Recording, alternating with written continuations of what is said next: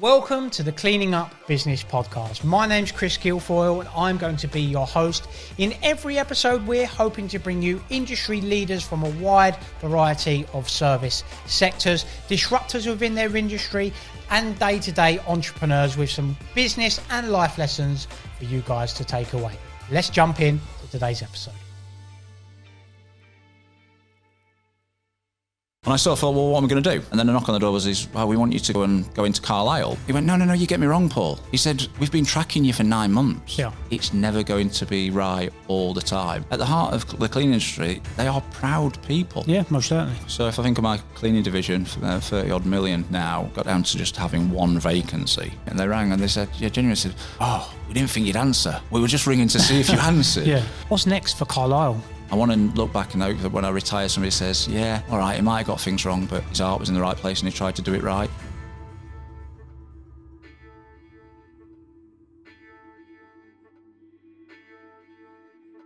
Welcome back to another episode of the Cleaning Up Podcast. Today I am in a special location and our guest certainly wins an award for the most iconic venue that we've been to with the podcast. We've got the CEO of Carlisle Support Services, one of the bigger players in the cleaning, hygiene and security sector, Paul Evans. Paul, thank you for joining me today. No, welcome. Welcome to what is an amazing venue. You're more than welcome. It certainly is. I mean, we've had a tour with one of the site managers, Louis, as well. So thank you to him. He was really helpful with us today. I know we had a little bit of a mix up with times, but I appreciate your time in coming on. So as always with our guests, we go all the way back to the start. So tell us a little bit about yourself and your journey prior to you getting into the security, hygiene and cleaning sector. Yeah, so I suppose I probably late teens or early teens probably, I sort of never knew what I wanted to do.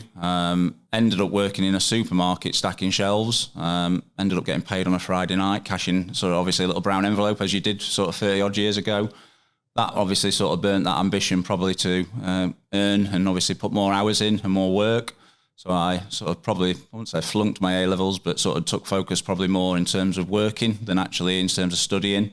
And went into running supermarkets as an early career. Okay. It's actually quite interesting because I think it skills you in many different things running a supermarket. You're obviously dealing with customer service, but you've got stock control and you've got health and safety and all the different facets of a business in its own microclimate of being a supermarket. I got bored probably early 20s of working every weekend and bank holiday, as the retailer would obviously expect of their management teams. And I sort of thought, well, what am I going to do? So my brother at that point, as you do, you spar with your brother, your elder brother as he is, and he was a field sales rep for a parcels company. And I thought, oh, you know what, he's always at home, he's got a company car, and the 21 or 22-year-old, I thought, crikey, right, let's go and try and replicate that. Went to a lot of recruitment companies, and they all said, look, you've only got retail skills.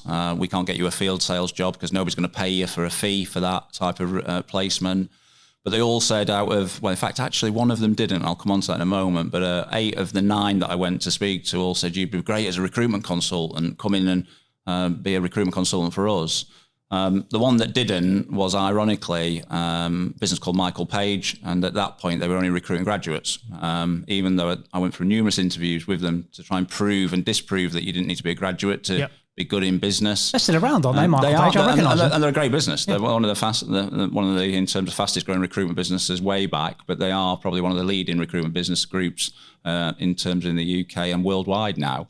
But anyway, I sort of went to a business called Austin Ben, recruiting sales and marketing and operational personnel into different industries.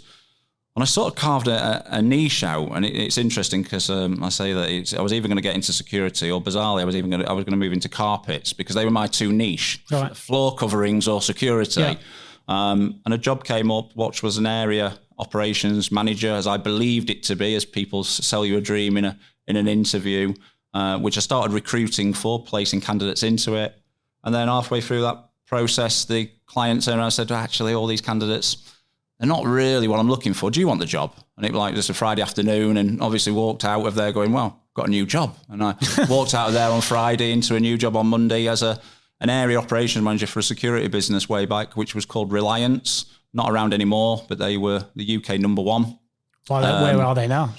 They were bought by Securitas. Okay. So they were bought in terms of interesting when you talk about M&A in the facility space. I think that's a trend at the moment that we'll see, and we'll talk about that no doubt later on. But So I went into what I believe was an area manager's role, and on day one was given a sort of a brief that, well, yeah, we said it's an area manager's role, but actually we haven't got any staff. You need to get in that car and you need to grow it and be a patrol officer. So I spent the first probably about a year driving around, locking and unlocking buildings, dealing with alarm call-outs, which was great fun for a young sort of initial role in the industry. It allowed me to build a team, and we went from 2 patrol cars to 11 patrol cars, like our own little police force really, around Leicestershire in terms of looking after the business communities and dealing with, obviously, in terms of antisocial patrols that we were doing.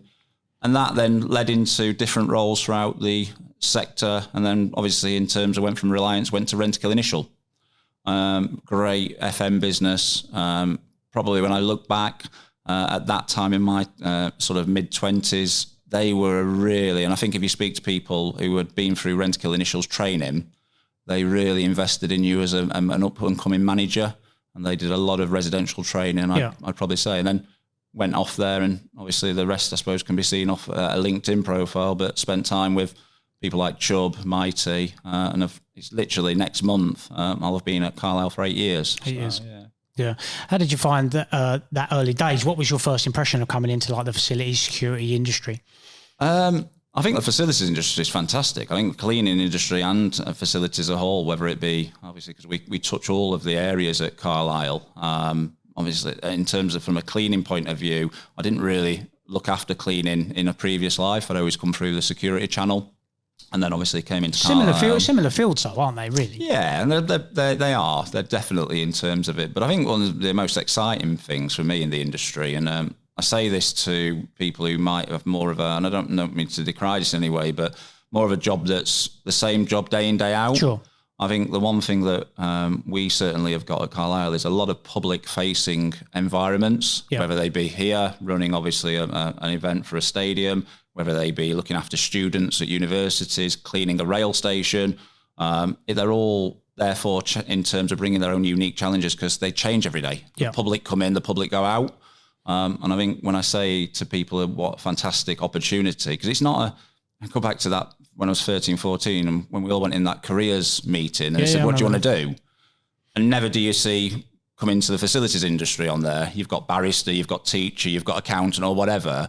You don't see. And I think some of the great work that some of the industry leaders that are doing, both in cleaning and facilities and security now, is recognising that we've got to be sort of the ambassadors and the sort of promoters of bringing people in, because it is the unique environments that you work with. They are so rewarding to be able to see how you've implemented something over a period of time that's actually had benefit on people and had benefit on the actual frontline staff. Yeah, I think, that's one of the big, we was just talking off camera, that's one of the big reasons we do what we do, because people digest content differently these days, not necessarily telly and, written media and things like that. It's, social, YouTube, platforms like that. So that's why we do what we do, because people, we need to get some of them younger people into the industry, don't we? I think the industries drive them, and without telling stories like yours, which, are so diverse and interesting as you go through the different stages you've been through, if we're not getting them stories out, the young people are not going to hear it. And as you say, they're not going to be attracted to what is an already unattractive industry, isn't it? When you going back to your retail job,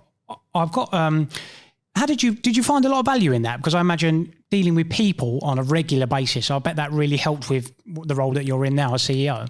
Yeah, I look at two things in my early life, and that certainly being a store manager or in terms of a management career progression pathway into retail. I think that is something that probably moulded me into a lot of different skill sets. I think the other thing which many people may be aware of is that obviously I'm a football referee in my we'll come on to that. Other day job. But I'd started that at 13. Okay. And actually, this is way before safeguarding. I wouldn't promote this now, clearly, but my father at the time, obviously at that time he was a retired or just retired from the police. And effectively, he would take me to Saturday afternoons to games and sort of allow me to just be a 13-year-old referee in men's football. Yeah. I got in some interesting scrapes. I'll tell you about that in terms of some of the decisions I made. And you only have to look, obviously, in terms of what happens in the Premier League, in terms of some of them decisions that happen now. But as a 13-year-old, you very quickly learn how to deal with emotional intelligence, body language, how you speak to people, how you just do general administration in life in terms of making sure that you're in the right place, filing your cautions, filing your sendings off. And I think those two things early on, and I sort of promote it now every time I sort of, say where I'm going at the weekend, but I always put at the bottom, what a great career, and if you want to get into refereeing. And I say to a lot of people, and we were at, obviously, in terms of the Hygiene Bank charity event last week, which Dominic runs. Yeah, Dominic's been on the show. Yeah, what a great guy for what he's doing in terms of as an ambassador for a number of different streams. But there was a gentleman who came up to me and obviously said, my son wants to get into refereeing. And I said, brilliant. So even that sort of bit of actually trying to coach people and mentor people in. So those two avenues as a leader, I think obviously gave me a real good standing early on in my management time. And as I've progressed through in terms as we've gone on. Did you pick a lot up in your recruitment career? That's an interesting. Again, I suppose that's akin to the facilities industry, isn't it? Because I find they're the industries that people go, I'm not really sure what I'm going to do. Where can I go as an intermediate period?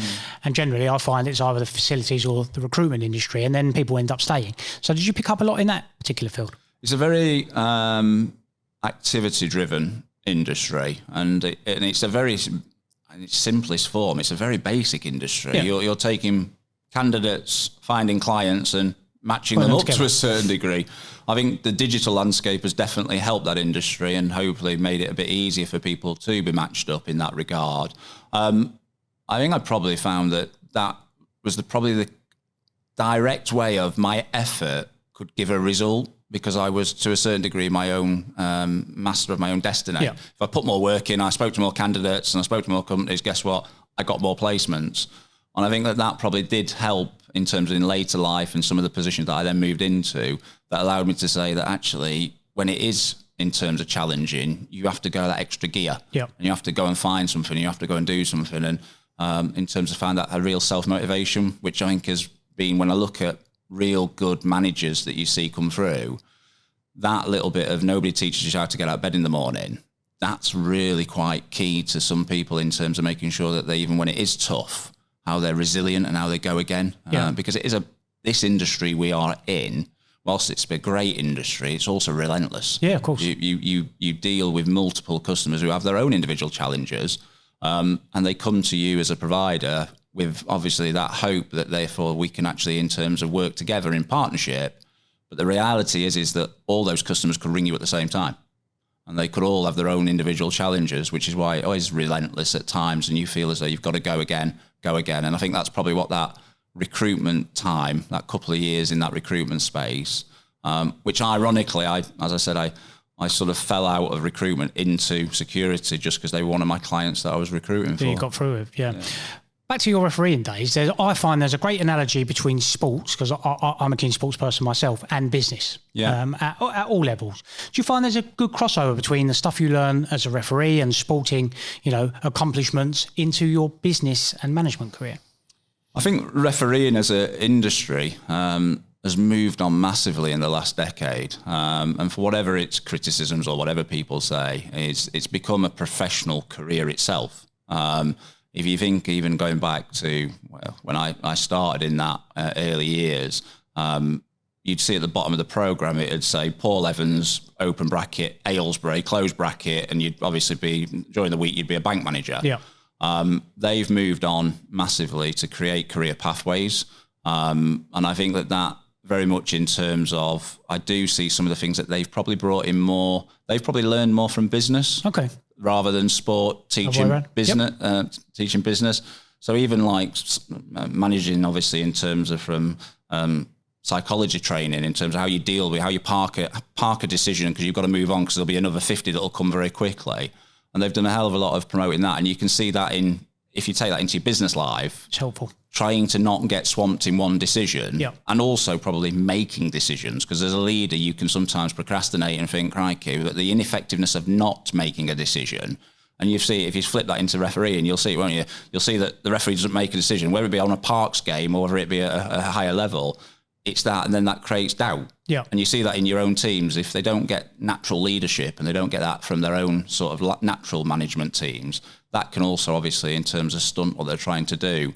I think the energy, though, that sport has is also very interesting in business in terms of some of the leaders that have worked in sport. And we had Sir Clive Woodward came, and we do every year, we do an innovation lab where we pull all our customers together And he was the first one that really brought in analysing movement and putting actually analytical cameras that obviously track players' movement, how fast they run, and actually using the data side of it. And I think that was quite interesting that obviously when they won the World Cup, he was really sort of obviously a pioneer of that in terms of how he took it into rugby. Yeah. Your decision-making process then, what does that look like? Because obviously something you're well-versed in with your refereeing and in your business career being CEO, you've got to make them decisions snappy. Is there a particular process or something that you've learned along that journey that you use to enable you to do that? Learn is probably the right thing, and probably learn and matured as you go through your time and your years. I think I've learned probably to be a little bit more reflective and also consultative in that journey. I've got a great team now around me in terms of it that are specialists in their own individual areas. As CEO, nobody gives you a manual as a CEO. No. There's no natural sort of, this is the blueprint to being a CEO. And to a certain degree, yes, you may have come up a certain specialism, whether it be commercial, operations, HR, finance, but recognising that those decisions need to be made by people who can actually obviously impact them rather than just a CEO saying, yes, this is where we're heading to. I think that's probably my biggest reflection of the recent times is letting the team get on and actually obviously drive some of the business. We've grown now to what was 1,600 employees when I joined 8 years ago to it's just over 5,100 now. And you can't do it all yourself. No. You can't make every single decision for the business, and you need to reflect on that as a CEO. Yeah.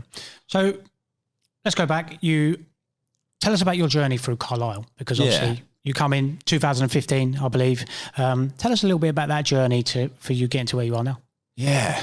And it's been an interesting one, right? It definitely has. And it's a bizarre journey in the fact that a knock on the door. So we are November 12th, 2015. Wow, that's a good memory. And I'd always had what I would class as 3-year sprints in my career. I'll do something. I'd break that down into first 12 months it'd be manic, just trying to get to understand it. Second year it'd be refining what I was doing. And third, I'd be sort of, I used to call it the deck chair moment. By the third year, I want to be sort of looking for something to do. And I've been saying to my boss at the time, a guy called Mark, great mentor, great guy. I'd be saying, I'm getting bored now, Mark. I want to go and do something else. And there was a knock on the door, and we were at that time I was commercial director at Blue Arrow in terms of looking after national accounts, looking after new business, and we were a £400 million turnover business, so we were relatively large, 57 branches across the UK, national footprint. And then a knock on the door was, well, we want you to go into Carlisle. And I'd known obviously clearly of Carlisle in the group. So we were all part of the Impellum group. We're the UK's second largest recruitment group in the UK. But I had no real reason why there was a need for me to go into Carlisle. And I said, oh, well, that's great because we're November the 12th. The recruitment industry is manic over Christmas. I said, well, January will be good. And at the time there was no Mark said, you need to go in this afternoon. And I said, okay, well, where's the previous MD? And he said, oh, we've just obviously in terms of need you to go and have a look at the business ASAP. And I went in and it was at that time, it had been troubled. To be honest with you, it had gone, and in fairness, we talked about it was predominantly a cleaning business back then. Yeah. Probably better known for being a cleaning business than it was for a security business. And it had done probably what I'd seen at some of the large outsourcing organisations. It had done no more than probably what everybody does is gone and promised the world to a couple of clients. I'd signed up to some interesting contracts with annual deflators, no break clause, and got it wrong. Got it horrifically wrong with these two customers. And I'd walked in at a time where it had 2 years of turbulence. It had 2 years of really in terms of trying to recover these two contracts initially. So there had been a lot of people jettisoned into the business from the group. And then also they'd managed to exit from those two contracts. But the focus that had happened on those two contracts meant that the other 30 odd customers, and they had 37 customers when I came in, they'd also taken their eye off the ball of who Carlisle were, and therefore they were already looking to move. And I remember 3 days in, I was telling somebody this story when you look back on 8 years, I was telling somebody yesterday this story. 3 days in, there's a phone call from the third biggest customer, and it came up and I said, oh, brilliant, I'm coming to see you next week. And the customer in question said, well, don't bother because I've already written the letter. Oh, God. And this was a customer trading upwards of over £1 million worth of revenue with us, a key customer. And I'm thinking, crikey, I've had the Midas touch. I'm 3 days in and I've lost, obviously, in terms of their biggest, well, that's their third biggest customer. But we managed to really, in terms of, this is probably my early view of cleaning really. Security has always relatively been an input-based specification. So they'll tell you how many hours they want or how many staff they want. Whereas cleaning is a little bit more in terms of output, and it can sometimes be open to subjectivity in terms of it. One man's clean or one man's dirty. Can be left obviously up to some of it. And there's productivity measures that effectively can allow us to, in terms of be experts in certain areas, whether we specialise in different cleaning areas. So I very quickly had to get under the skin of cleaning and understand, well, why was this? Because this customer that was about to terminate was a cleaning customer. Contract. It wasn't a security, it was a cleaning contract. And we had every probably negative KPI that you could imagine. Staff turnover was through the roof. We were paying people minimum wage. We weren't getting productivity. The customer complaints were going through the roof of passengers who overflow in bins and everything. And I managed to convince them to give me 2 weeks. I said, give me 2 weeks and we'll go out and we'll try and have a look at it and try and work what we can come up with. How difficult was that conversation? So so early on in the career. It was difficult internally first because it was a reality check of, all right, okay. So that when we talk about them sprints, this was like, wow, we're now running uphill. We're now got to sprint quickly and we've got to go uphill against something. So there was a real circling of effort, but it was also circling of effort that you were potentially starting to ask questions of what you'd walked into, which is always thinking about when you say you want to try and keep everybody's together for a period of time in terms of to actually get momentum going to head in the right direction.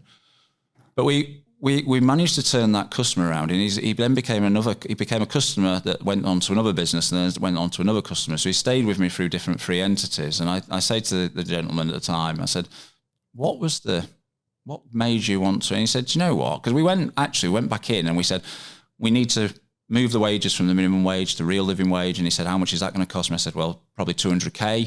And he went, okay. And then he went, what else do you want? I said, well, I want a proper deep cleaning solution. When he said, what do you mean by that? I said, well, I want proper deep cleaning vans with power, with generators, Bowsers. I said, in terms of they also need to be trained to work at height and all the actual training that needs to come with it. Because we weren't just keeping on top of the daily cleaning, wasn't taking care of the periodics. The debt was building up, the cleaning debt was building up. So he said, okay. And then I said, I want to bring a bit of tech into it. So I wanted to be able to bring a system that we call Work IT into it, which was a proof of presence in the early days of actually proving that bins were emptied and there. And then the final bit, so he said, how much is all that together? And I said, it's about 650K. It was a £1.8 million contract at that point. And I said, a big uplift, isn't it? Yeah, a massive uplift. And I'm thinking, crikey, he's sort of buying some of this at the moment in terms of he's really showing that he wants to do this. And I said, okay, well, what I'll do then is if that happens, we put on the table some risk, but we put the risk in for the staff. Yeah. So I'll put some of the margin in, and I said we match it, and we put 100K on the table for the staff. And we said, because it's the staff who then get the job done. Yeah. We can be as great as a CEO or we can be great as a management team, but it's down to the staff to actually get the job done. And actually, we moved every one of those metrics that I said was bad, reversed. And it's still a story that's actually, when you look at the industry and you look at people who are trying to make it cheaper all the time, make it cheaper all the time, make it cheaper all the time, and the race to the bottom discussions that we've had, the actual reality is you can still get better outcomes by investing in the right way. Of course. You don't need to just take the cost out of it. I know it is challenging in some economic areas, but that's probably the first bit, and spent a lot of time going out with actually cleaning team members and family members really in terms of to actually understand what they did. And they were the ones, and the success. It was called the National Railway National Railway Passenger Survey, which was the metric. And the success was those KPIs. And we used to just send them out each quarter to the actual staff, and they would wait for those results. It became that important to them. How's it gone? Yeah. How's cleanliness gone? Are we up? Are we down? Where are we? So yeah. How important is? I see a lot of the stuff you do on social media, and I mentioned to you before we started about how from my experience with dealing with a multitude of high-level individuals within the cleaning and hygiene sector, their ability to be able to deal with people of all levels is what really sets them apart. How important is that ability to be able to deal with, a multitude of different, from your cleaning and security, member that's on the floor and delivering, to some of the big, customers that you deal with, like here at Tottenham Hotspurs? I don't know. I'll give you Paul's view of this, because I'm sure that there are other CEOs who will have a different view, and there's probably not. They say there is no one blueprint. I refer it to similar to Rudyard Kipling's poem If, and it's walk with kings but not lose the common touch. And I think that's probably what is important, because you do literally from one meeting, you could be downstairs speaking to a cleaning family member, and then next minute you're in the boardroom speaking to the owner of that organisation or the CEO of their own organisation. And you do have to articulate. But I think actually having the ability to actually reference and reflect, and there was a customer in a certain environment, and it was in a sporting environment, it wasn't here, but she then, and again, she's become a real, in terms of close client for us. But she said, don't ever come and talk to me about the event, Paul, if you don't come to the event. And it was like, yeah, she's got a point. I can't rock in afterwards or socially tweet something about it. Great, oh yeah, we're tweeting out that we're doing this. But if you've never lived and walked a day in their shoes. So I think it's, for me, in my journey and in terms of where Carlisle are and what I want Carlisle to be known for, I think it's paramount that we actually, in terms of make sure there isn't a gap. And that's why we do have very quick ways of communication internally of the front line, getting in touch with the CEO and the management team. That can be challenging as well, because you cut a lot of management time out. And what I mean, it's you're not cutting it out for a good reason, because then managers think, well, why is my staff member gone straight to the CEO, and why is Paul getting involved with something of that ilk? And that therefore needs to be obviously managed in the correct way, that you then don't completely override what people are trying to do in their own environments, their own teams across the UK. Yeah. So you've had these difficult conversations with the customers in initial days at your Carlisle. What went on to happen next? Did you manage to turn those customers around? Yeah, all of them. Yeah, I lost. So I did lose in the first year. I lost two of the biggest customers. I won't say who they are. One was that I wouldn't sign up to a specific set of terms and conditions, whereas another large FM business just signed up to everything. Of course. So I fell on my sword, even though the client had said, look, just sign up and everything will be okay in terms of an operations point of view. I stood and held that fast. And then the other one, which was, again, this is some area of the actual previous regimes that I'd come into. I'd gone and highlighted a specific problem that was evident in our operation with this customer. And I thought I was being very honest and very transparent. But that customer then turned it around, and because it sort of highlighted that they'd also therefore been highlighted that they were party to in terms of seeing that they should have sorted it. And I'd sort of therefore, so we lost those two customers, and that literally between those two customers was circa about 11 million. We were only about 35 million at that point. So we went backwards before we went forwards.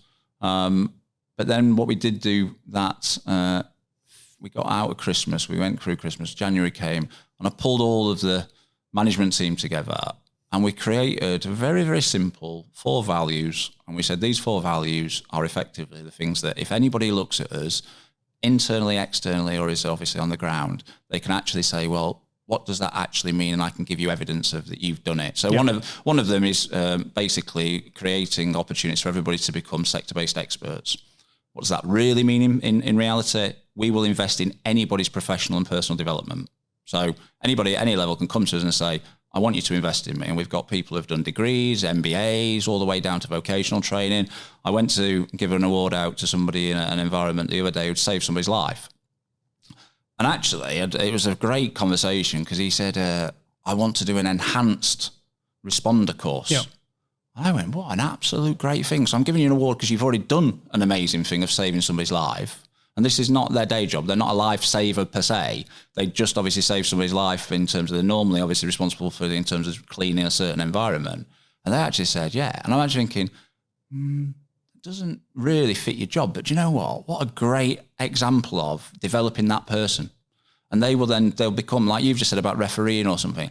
They'll learn something off that course that they'll bring back into how they do their day-to-day life and day-to-day. And that investment in that sort of one of the 4 values being that example that's what we really created. And then we took the first year probably to sort of start cementing that messaging. And people will think this bit's bizarre, and they will think it's bizarre. I absolutely hated social media. And I wasn't. Don't say that. Yeah, I love it now. Yeah, I absolutely love it now. But hate is probably a strong word. Unaware of it is probably the reality of it. And in a previous facilities company, I'd sort of run away from it. I'd go and stand over here and go, it's all smoke and mirrors over here, and it's not really a reality. And therefore, but what we did do is once we'd created the vehicle of looking after people and the 4 values and actually going and being visible to our staff, the social media messaging became the actual communication tool.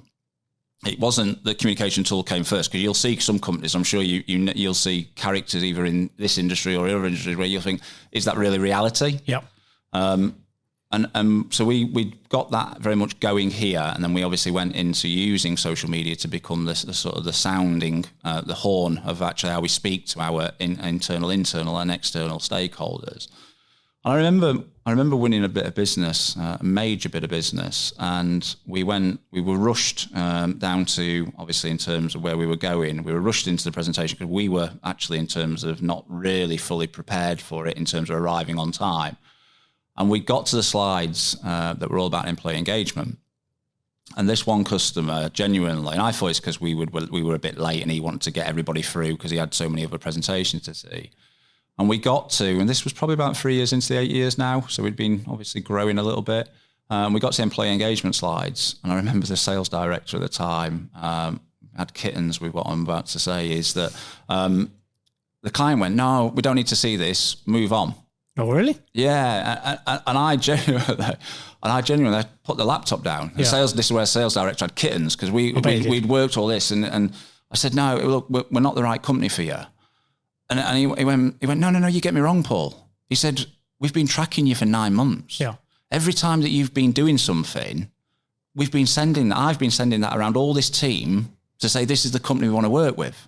Love that. And I think that's probably the reality of the industry now, is you can already make a decision probably. I know that the people have got to go through formal tenders and they've got to, but subconsciously people have probably already made a lot of decisions about buying motives and actual ethics of business and who they want to work with before they naturally got into the old days of having to meet a lot of people pre-engagement. Yep. You can do your pre-engagement relatively easy in terms from that point of view. And I think that's probably a story of that journey of actually how we've then become visible and trying to look after the front line and taking that journey on. Yeah.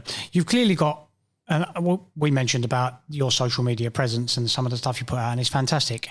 You've clearly got a good company culture. We had an episode with Benjamin Jury about company culture. How important is that within a business in general, Pacific and Carlisle? Is that the fundamental thing that separates you from everyone else?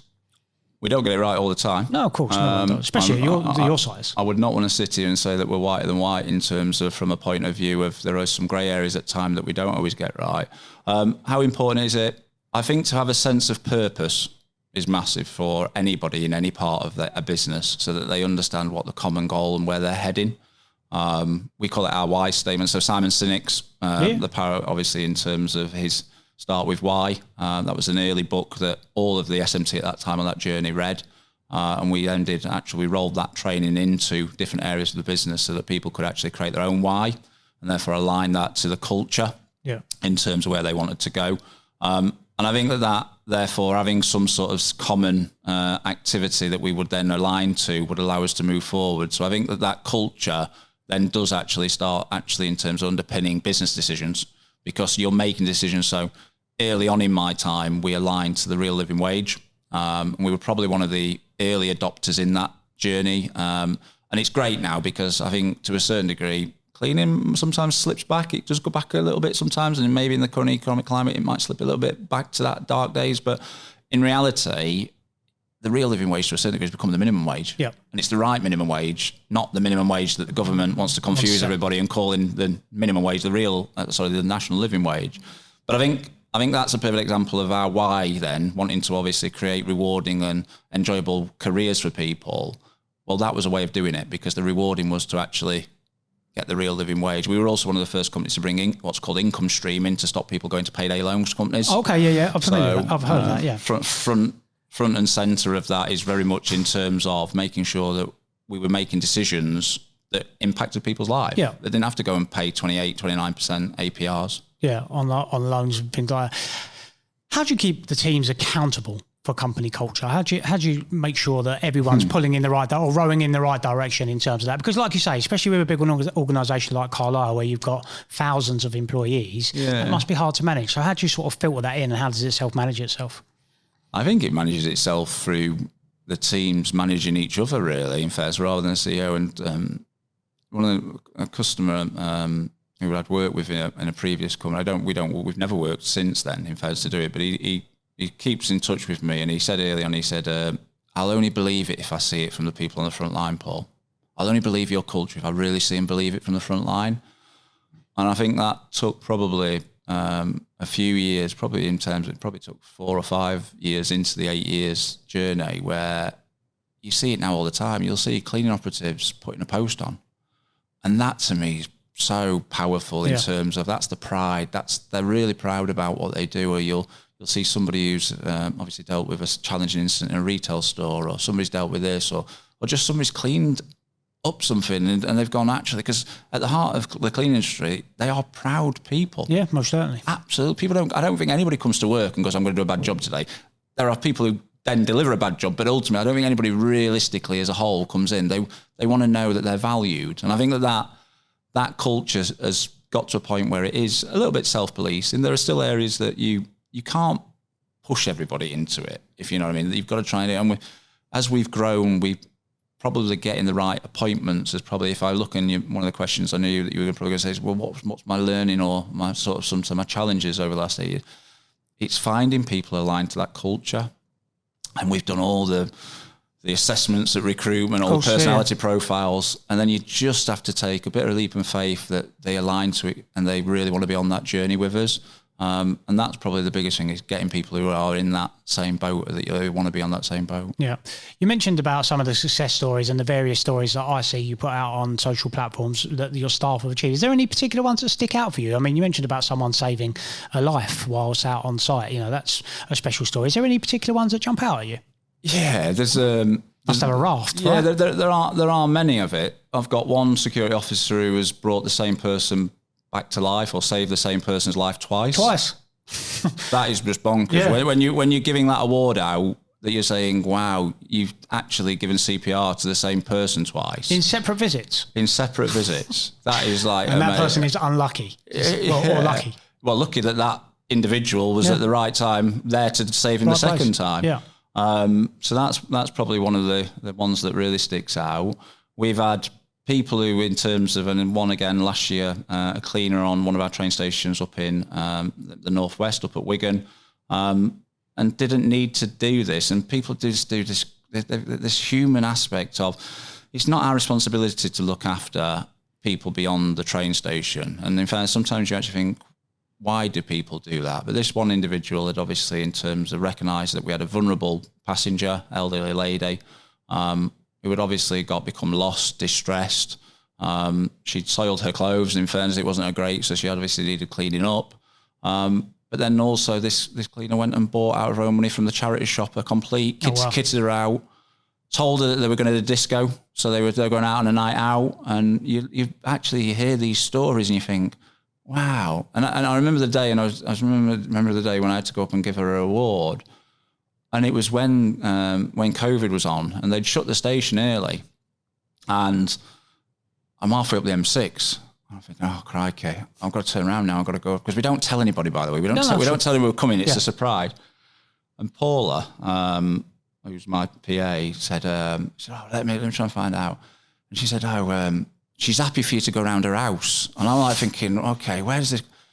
But to actually present the award in front of the family, just them sort of moments, they're the moments you do it for. Yeah. That you actually go, wow, that's what it means. It's not the fact of, in terms of that you've got the CEO, it's the recognition of actually to the family. And we have this staff magazine called In Touch, and we had a debate again about, do we go digital, do we go hard copy? And there's a whole discussion about, well, if we don't do it, we save X amount of thousands by not printing it. But the amount of people that you then get the, oh, can I have 3 more copies? Why? Because I want to share with the grandkids. Yeah. Or I want to, and then it started to write. I mean, it's now 50 odd pages. I mean, it's like its own crikey magazine. It's its own sort of, I don't know, glossy magazine to a certain degree. But it's written by the people for the actual frontline staff. Yeah. There are a lot of management articles that will be contributing to that, and a lot of theory that we have to put into what we're trying to obviously communicate. But it is so powerful when you actually see it drop on your doormat on a Saturday morning, and that therefore allows the people who give that person their willingness to actually go and commit those hours to an organisation or culture, they can actually sit back and go, Yeah. Okay, that's who you work for. That's who daddy works for. That's who mommy works for. Yeah, and you clearly I can see from just your posts and how proud you are that you know, some of these stories really do hit home, and it looks like it makes it worthwhile, to be honest, which is... Yeah, I know we got down to, so if I think of my cleaning division, 30 odd million now, we got down to, and it's an amazing stat, we got down to just having one vacancy in the cleaning division about 3 months ago. Yeah. One vacancy. And they came in, and the recruiter, Barbara, and Richard, who runs that division, they were so chuffed. And actually you think, wow, that's amazing to have just one vacancy across a team that's nationally, and it's dealing with open environments, dealing with harsh environments at times. And that breeds, because I guess probably that means that the people stay. Yeah. They're staying, and they're working in environments because they're treated and they're looked after. Especially in a time where recruitment is super hard in some industries, you know, but all sectors of the facilities industry are difficult. So that's a testament to obviously the culture you've got here and how valued the staff feel. You mentioned about COVID, and we'll touch on that. How was that period? Oh, it was absolutely, in terms of, it was probably the worst. I know in terms of, we probably sometimes don't want to talk too much about COVID because it is a few years ago, but we lost 8% of our turnover for the first 6 weeks. And we went from 100% turnover down to nearly 50% turnover. And every week, and there was daily calls. We were all obviously, we had a vote as an SMT at that point. We had a vote of should we remain completely visible? Yep. And so the Braveheart type, should we be out there in terms of with the troops? Or should we go and become remote? Because if the leadership team get it and we all fall over, so we had different degrees. We had, well, hold on, the troops should see us. And then we had different degrees of no, but if the general gets obviously taken out, the army doesn't know what to do. Yeah. But those daily calls were, they were like war meetings. You were mapping out what could happen. Thankfully, it plateaued at about 55%. And it plateaued for another 6 weeks after that. And it just stayed constant. We were fortunate that a lot of the publics, and this is interesting, I might say that they're challenging now. Yep. But crikey, we were fortunate. We did a lot of public space, a lot of public space contracts, and they kept going. The rail industry kept going. The transport network had to keep going for key workers. Food retail had to keep going to keep people obviously in terms of fed. So we were grateful to those customers who actually, in terms of, were going through their own challenges, but they gave us enough employment. We were able to move people out of events into other areas to help with, obviously, in terms of things like marshalling and extra cleaning and hygiene that obviously was getting more heightened. And we then started growing, bizarrely. We went into COVID, I think, at circa probably 70 million, and we came out at 90 odd. Wow. So we grew in it. But again, vulnerable. And one of the stories, and my other half actually said, why did I do this at the time? But we sent a letter, and we probably had about 3,500-4,000 staff at that point. I sent a letter to them all, and at the bottom it said, look, this is my mobile number. If you want to ring me at 24 hours a day. And Tanya says, what have you done that for? How many times did it ring? It rang. It did? Yeah, it absolutely rang. And vulnerable stories of people, I'm caring for my elder relative. What do I do, Paul? Do I come in and I'm not sure how I need to deal with this? And actually, one organisation, one of our, in terms of unions that we work with, rang me at a certain time at night just to testify answer the phone. And I sort of laugh and joke about that, which is fine, but they're there to protect the people on the front line. So they were just reality checking. It's good about being sincere with what you promised, really, because, and it was a call. I was driving home over one of these hills. I remember it distinctly. It was about 9:30 at night, and they rang and they said, genuinely said, oh, we didn't think you'd answer. We were just ringing to see if you answered. Yeah. But those troubled times, it wasn't just for me as a CEO, it was everywhere. Every business was going through the same. Yeah. Every leader, every manager, every frontline operative was going to work thinking, I don't know. Nobody knew what to expect. And then we as an industry started to learn, didn't we? We started to cope a bit better. We started to actually, and even now with people going back in sort of 3 days a week rather than 2, that we've had to change and adapt working schedules in terms of how that really works and how we adopt in terms of culture of dealing with a new way of working. Yeah. How do you think, obviously there's lots of noise, and especially from the cleaning and hygiene sector at the moment, about key workers recognised status from the government. Do you have a particular view on that? Yeah, I think some of the great work that's being done now around obviously the new apprenticeship that's coming in, actually trying to attack some of the apprentice levy funding in that, raising that profile to make it an actual career pathway. Key worker status was a critical point of actually in terms of making sure that we continue to drive that message that we were clapping for people, weren't we? And then we've sort of allowed at times, and this is again, and the industry is doing a great job of it. I see people doing a great job of it, of calling that out into the industry and making sure customers don't forget that these were the people that kept lights on and kept doors open and kept people safe from obviously in terms of the cleaning regimes they put in. It is vital, in fairness, to make sure that they get the recognition that they deserve. And I think some of, like you said, some of the great work that's been done across industry bodies is actually starting to bring the industry together for the right reasons. We are competitors, obviously, clearly. We compete, but the amount of CEOs now who will have CEO to CEO discussions about not competitive matters, but about industry matters is really powerful. You can see that really a sense of really wanting to actually improve what we are proud of and improve and take it further. Yeah, that's. You mentioned a couple of occasions about the real living wage. Yeah, and I know you're co-chair of the real living wage. How did you get involved with that? Tell us a little bit of the story about that. Yeah, how did I get involved with it? I think the first thing was when we created the journey 8 years ago. It was all about changing the front line. We'd had some challenges in some of the companies in the industry. I think Carlisle were about to or had just gone bust.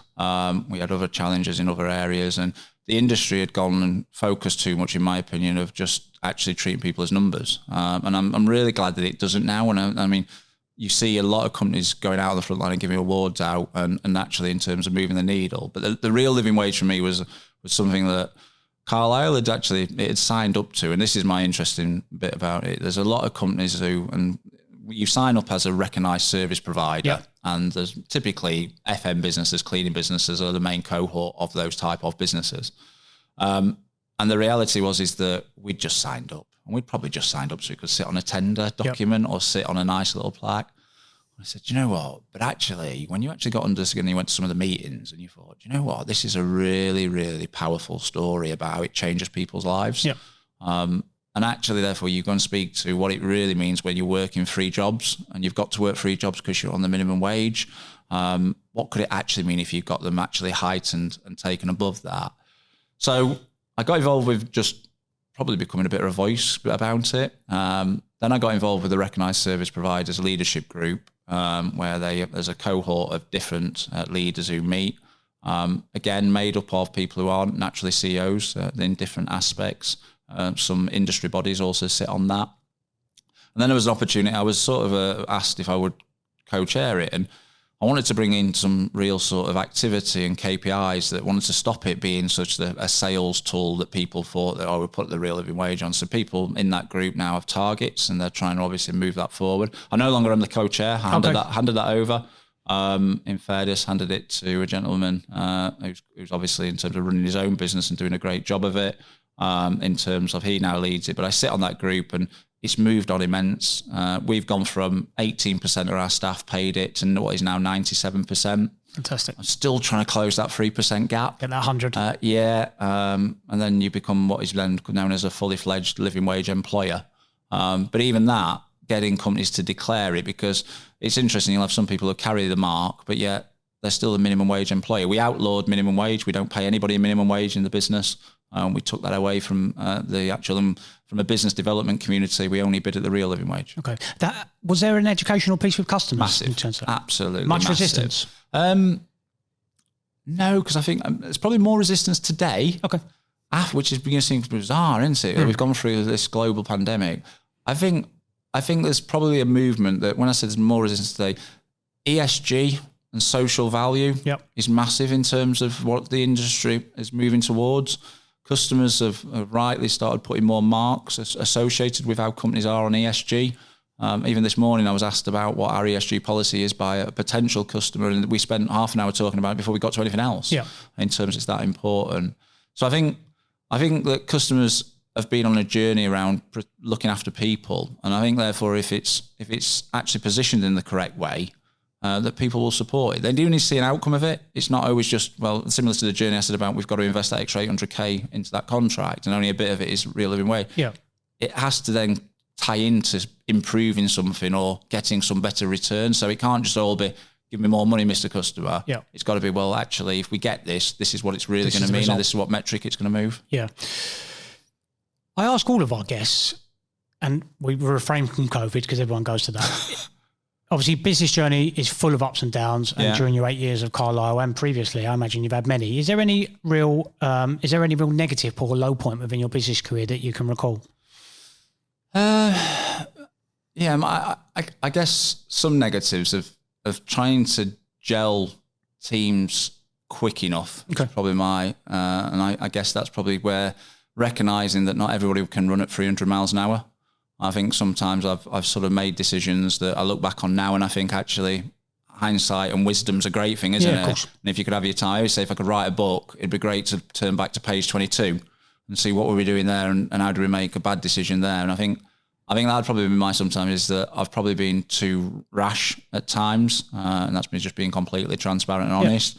And I think I'm always trying to make sure that you're always looking back and reflecting on that point of actually not being too rash and allowing yourself to have a bit more time to think about it. That's then led to low points in terms of probably decisions that then take us in a different way that then takes us 6 months to probably unpick. Okay. One of the other interesting things, and we had a consultant come and work with us about 4 years ago. And he said, do you know what, Carlisle? He said, it's great business to work with. But he said, do you know what I pick up in your management style, Paul? He said, I call it the shining star, because you'll be doing something over here and you'll go, oh, shining star. And we all run off to the shining star. And then we'll get to the shining star, we'll go, oh, there's another shining star there. And I think sometimes that's probably an example of just living the moment. That's probably one of the low points that I'd probably say is it's been such a good journey that you sometimes want to pause and live in the moment. And that'd probably be something that people say to me, do you ever stand still? Do you ever live in the moment and actually have a look at it? And we picked up some business a few weeks ago, and we're now mobilising that business. And actually, somebody said, you remember the old days, Paul? You go out and you'd actually have the first 24 hours, you just go and enjoy yourself. And don't lose them moments. Yeah. Don't lose them moments. It's easy to get bogged down in, the day-to-day, isn't it? And as you say, it's about the journey. I know it's a bit of a cliche, but it is about the journey and going along. And that's not the first person that's answered like that, haven't actually taken time to reflect about the wins and actually enjoying them, because it's easy to get bogged down in the day-to-day. On that flip side, you've obviously it's going to be hard for you to pick a particular high point, but is there any particular one you can reflect? You mentioned some of some fantastic stories so far already. Yeah, I think seeing people develop. We've got. I'd say I don't want to do this because people start pinching them, because they'll obviously. We've brought some amazing young talent in, and invested in them, and they do things that I wouldn't even think about how I could do in their swim lane. They've literally they just absorb it, and they've just absolutely. And we've invested in them, and you can see their development. And I spent time with one of them recently, and I said, "What's the 10-year plan?" He went, "10-year plan?" He said, "I'll tell you what I'm doing now for the next 12 months because this is so important to me." And it's like, wow, he's so into what he's doing. I think they're probably the interesting in terms of real high points is where you've seen people develop and people move come on up through the business. Yeah, you can, and it is great. It is great to have all of the brands that you work with and all those, and you could sit there and you could go, "Oh, this is a great story around this," but to have stories that actually mean that you've developed people, and I think that's probably the biggest plus for me now, is in terms of seeing how we then bring that next generation in, and how some of the and we've brought most of them in as apprentices and then put them into different areas where they've found their sweet spot, and then invested in them to actually create a career for them. Yeah. What's next for Carlisle? Where's Carlisle going in? And you mentioned a 10-year plan there, and it might not be that far ahead, but what's the plans for Carlisle? So the immediate plan is to, we've had like I say, a very enviable position of, we've had a 97, I grab this table, make sure it's, we've had a 97% client retention rate over 8 years. I mean, that, when I was in previous large FM businesses, that's unrivaled and paralleled. There's always that turnover of contracts, isn't there? And I think what that's allowed us to do, and again, we just have to be mindful that we don't ignore customers, and we don't, obviously, in terms of become too big in that regard. But what we're doing now more of is we're taking more services to those customers who already trust us. Okay. Not trying to win too much new business in terms of it, because you've always typically got the worry that you're bringing a customer in who's changing for a reason normally. Yep. And sometimes they're changing because they're part of that reason. So you've got to take a longer time to actually convince and change the culture in that organisation. So what we're doing now is we're taking service lines that are bolt-ons really into the platform. If you look at our customers as a platform, and then looking, I mean, one of the disciplines, it was a cleaning contract we're now doing electrical works. Yep. And we've now got a team of electricians. We've now created our own help desk. And I sort of fought against it in my early part because I saw the industry had gone complete TFM before. And Carlisle had made a point of saying, no, we know what we are. We're specialists in our market. Yep. We stay in that swim lane. But I think actually customers now, because of pressure and because of desire and because they want trust, they want people they can trust. I think everybody's been through the cycle where they might have been sold the dream. They want somebody who can actually pick up the phone. It's never going to, I always say this to every customer, it's never going to be right all the time. And I think if anybody tells you it's going to be rosy in what we do, they're more or less lying to you, yeah.